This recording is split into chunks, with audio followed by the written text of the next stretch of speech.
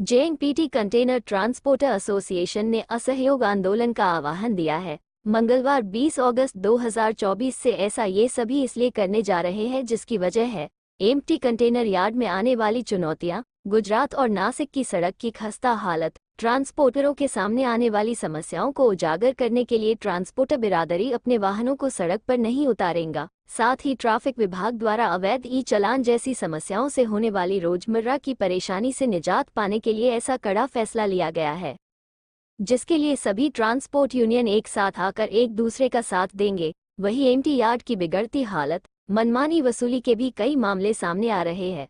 Transport बिरादरी की जानकारी के बाद इस बारे में दीपक तिवारी और डायरेक्टर CSLA के सुनील वासवानी से बात करने की कोशिश की गई पर फोन का कोई जवाब नहीं आ रहा है। आपको बता दें, यदि ट्रांसपोर्टर हड़ताल पर जाते हैं तो इसका सीधा असर आयात निर्यात व्यापार पर पड़ेगा। इस बार ट्रांसपोर्टरों ने कमर कस ली है कि वो अपने लिए अब वो लड़ेंगे, भले ये हड़ताल कितने दिन ही क्यों नहीं चले। जब तक सरकार इसमें कोई संज्ञान लेकर कोई सही फैसला नहीं लेती तब तक सड़कों पर उनके वाहन नहीं उतरेंगे। एम्प्टी यार्ड में चलने वाली धांधली पर सरकार जब तक लगाम नहीं लगाती तब तक कोई भी ट्रांसपोर्ट अपनी हड़ताल नहीं तोड़ेगा। की गाडी नावे म्हणजे नाही ते लोडेड कंटेनर असो ना एम्प्टी कंटेनर असो, काय होते तो प्रत्येकांना वाटतं की ह्याची गाडी चालते माझी गाडी नाही चालत, रस्त्यावरच दिसायला नको। जो हम लोग सब संघर्ष कर रहे हैं ट्रांसपोर्ट इंडस्ट्री में गाड़ियां चलाने के लिए जो तकलीफ होती है, इसकी फ्लीट है उसको खुद को मालूम पड़ता है कि गाड़ियां कैसे चला रहे हैं। प्रत्येकाने जबाबदारी घ्यायची, कळंबोली युनिट असेल, चांदपाड युनिट असेल, प्रत्येक युनिटला पथकं नेमायची आणि ही पथकं नेमल्यानंतर आपण त्या ट्रान्सपोर्टच्या ऑफिसर आपण जर 20 लोक ट्रान्सपोर्टच्या ऑफिसला गेलो तर तो आपल्या लीगल कारवाई पण करणार आणि त्याच्यावर कंट्रोलला पाहिजे लिक्विड आहे, लोकड किती दिवस चालणार आहे, किती दिवस लोड वाहू शकतं, त्याचं पण आपण आपल्या सगळ्या संघटनामार्फत आपण त्याचं लेटरबाजी केली पाहिजे। आणि आपली इच्छा आहे सर्वांनीच आपल्या असोसिएशन बरोबर आपल्या मित्रांना जे आहेत त्यांना जागरूक करा आणि प्रत्येकाने गाडी थांबवावी आणि कस्टमरला सुद्धा आपला नोटीस पाठवा की आम्ही स्ट्राइक मध्ये सामील झालेलो आहोत। जब तक हमारा प्रवक्ता हमें कुछ आदेश नहीं देता है तब तक ये 3 दिन स्ट्राइक है। अगर उनको जरूरत पड़ी तो वो हमें आगे आके बता देंगे ग्रुप के माध्यम से कि भाई 3 दिन की जरूरत नहीं है, हम कल से स्ट्राइक खोल रहे हैं। हर एक सरकार की जिम्मेदारी हो कि स्टेट हो या सेंट्रल हो, हर एक की जिम्मेदारी है कि सब गाड़ी वालों को अच्छा सड़क का निर्माण करे, सब गाड़ी वाले के लिए अच्छा पार्किंग के लिए सुविधा करे। आज हमारा ड्राइवर है, महीना 2 महीना अपने परिवार से दूर रहता है। भगवान ट्रान्सपोर्ट असोसिएशनचा अध्यक्ष आहे।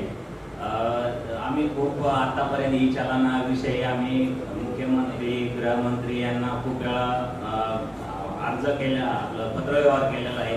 त्यांनी आश्वासनं दिली की तुमचे जे काय ऑनलाईन चालन आहे ते तुमचं अर्ध माफ करू असं आम्हाला आश्वासन दिलं, पण आतापर्यंत कुठलाही त्यांनी काही विभागाने निर्णय घेतलेला नाही।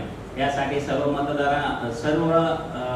वाहतूकदारांनी एकजुटीने जर आपलं 2 दिवस बंद ठेवलं, बाकी पण इतर मागण्या आता ज्या काय मागण्या आपल्या असतील त्या आपण आता फायनल करू, ज्या ज्या आपल्याला मागण्या मान्य करायच्या त्याच्यामध्ये आपण सर्व विषय याच्यामध्ये घेऊ। आज जो आपण लढा पुकारलेला आहे 20 ऑगस्टला, त्यासाठी आपण सर्वांनी सहकार्य करायचं आहे। मी तर बोलतो 2 दिवस नाही 4 दिवस आपल्या गाड्या उभ्या राहू द्या, काही हरकत नाही, पण हे रोजचं मरण आहे ना, त्याला एकदा आपल्याला सामोरं जावं लागेल। ट्रांसपोर्ट व्यवसाय में आज की तारीख में हमको जो तकलीफें आ रही है उसमें 3 अहम मुद्दे हमने लिए हैं, जिसमें सबसे पहला मुद्दा ये है कि हमारी गाड़ी जब इंपोर्ट का कंटेनर एम्प्टी कंटेनर लेके एम्प्टी यार्ड के अंदर जाती है शिपिंग लाइन के, तभी हमारे पास में वो कंटेनर गाड़ी से उठा के ज़मीन पे रखने के लिए 3000 से लेके 6000 साढ़े 6000 तक पैसा मांगते हैं। और वो पैसा जो हमारे पास में आज की तारीख में लोग मांगते हैं, ये पैसा हालांकि या तो इंपोर्टर ने या तो एक्सपोर्टर ने देना चाहिए, ना कि हमारे पास से लेना चाहिए। हमारा मुद्दा ये नहीं है कि आप पैसा लो या मत लो, 5 रुपये लो, 50 रुपये लो या 50,000 रुपया लो। वो पैसा सिर्फ आप एक्सपोर्टर से या इंपोर्टर से ले, हमारे पास न मांगे। ट्रांसपोर्टर ये पैसा नहीं दे सकता है। इसके कुछ वजह है। एक तो ये पैसा जब हम आज की तारीख में लगाते हैं, एक ट्रांसपोर्टर के 25 कंटेनर अगर एक दिन में खाली होने वाले होते हैं और 3,000 भी एक कंटेनर के पीछे हम लोग भुगतान लगाएंगे तो 75,000 दररोज का इन्वेस्टमेंट हमको करना पड़ रहा है। और हमारा ये जो पेमेंट है ये हमारी पार्टी जो है हमको 3-3, 4-4 महीने के बाद में देती है। तो हमारी ये जो लागत लग जाती है, ये लागत हम हमारे धंधे में क्यों नहीं वापरें, क्यों हम ये एम्प्टी कंटेनर की ये लागत लगाएं। इसलिए हमारा इसके लिए सख्त विरोध है। दूसरा मुद्दा हमारा ये है कि ये जो अनाप शनाप ई चलन के जो चार्जेस हमको लग रहे हैं, इसके बारे में हमने इसके पहले भी गवर्नमेंट को एक रिप्रेजेंटेशन दिया है कि जब कोई भी कमर्शियल व्हीकल रास्ते पे चलती है तो ई चलन 2 टाइप के होते हैं, जिसके अंदर एक चलन ऐसे है जो कि गाड़ी के रखरखाव के लिए हो सकते हैं, जैसे कि मालिक की एक जिम्मेदारी अलग होती है और ड्राइवर की जिम्मेदारी अलग होती है। मालिक की जिम्मेदारी ये है कि वो इस गाड़ी का रखरखाव बराबर करे, उसकी टाइम में पासिंग करे, उसका इंश्योरेंस निकाले, उसके कलर प्रॉपर रखे, उसकी पासिंग टाइम पे करा के ले ले और उस गाड़ी को रोड वर्दी रखे।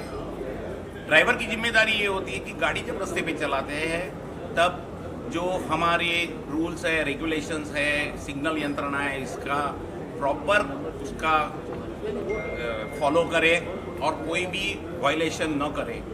हमने सरकार के पास ये मांग की है कि ये 2 जिम्मेदारियां अलग कर दे। ड्राइवर का अगर कुछ कसूर है तो उसका जो फाइन है वो ड्राइवर के लाइसेंस के ऊपर जाना मांगता है और वो लाइसेंस के ऊपर जो चलन जाता है उसका जो दंड है वो ड्राइवर से वसूल करना चाहिए।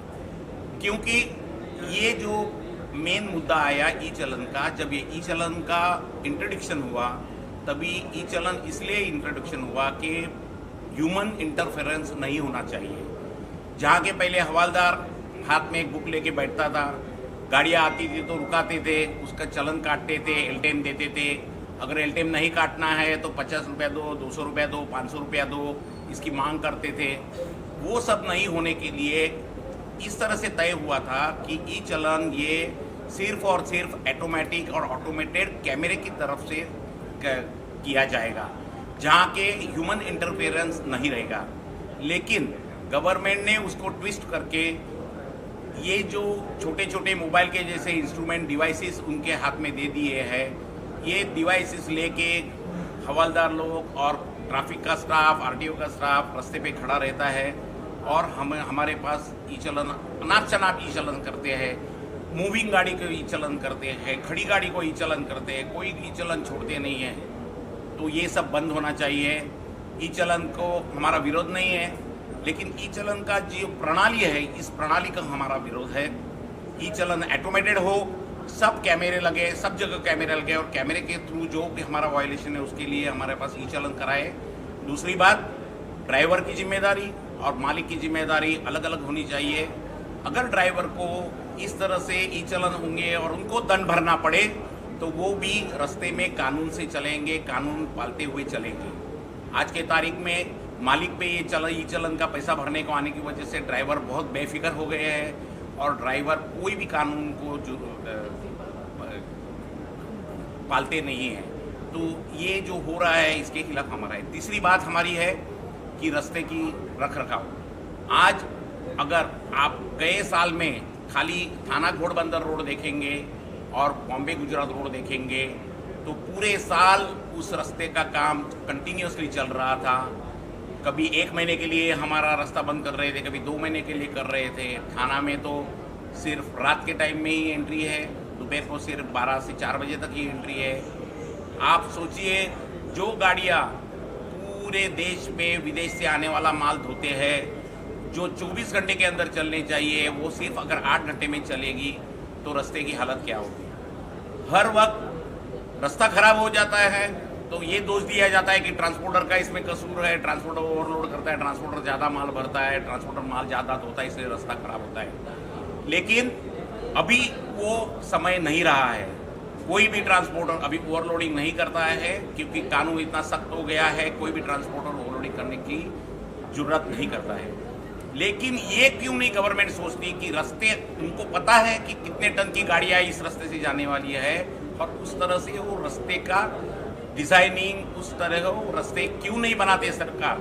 हर वक्त हमारे पास से 6-6 महीना 4-4 महीना रास्ता बंद करते हैं, रास्ता रिपेयरिंग करना है इसलिए, लेकिन फिर भी हर बारिश में उस रास्ते की वापिस वही कंडीशन हो जाती है। ये कब तक रुकेगा ये हमें पता नहीं है।